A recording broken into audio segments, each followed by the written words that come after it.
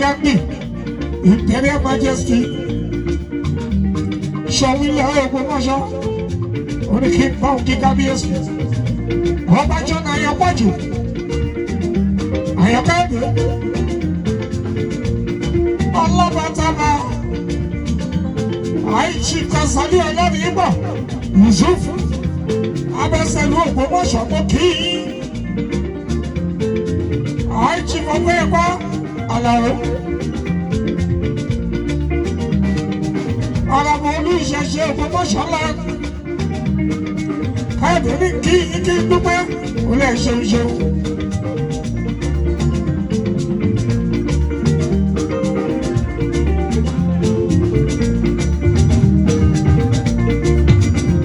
Ó ní kí kọ́ba ṣeun, Abdulsalam, ẹlẹ́ṣin mẹ́ta. Oníkíkí Aishim Sunday Adémọ́lá Ògúnmọ́lá.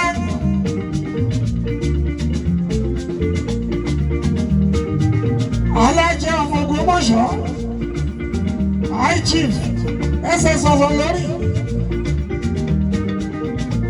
Ààrẹ àgọ́ Ògbómọ̀ṣọ́ Ọba Joseph Ọládélé ààrẹ aláṣọ Ògbómọ̀ṣọ́ Aishim Mrs. Rebecca Olúwakẹ́mi Ògúndáre o.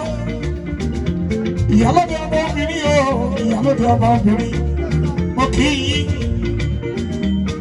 Àìchí Fadé ní Òjò, ìkọ́lọ́dà gbogbo Ògbómọ̀ṣọ́ ńlá. Àìchí ìlú Fóyè Alágbè, oníkòṣe Ògbómọ̀ṣọ́, Chief John Fọ̀gọ́wọlé.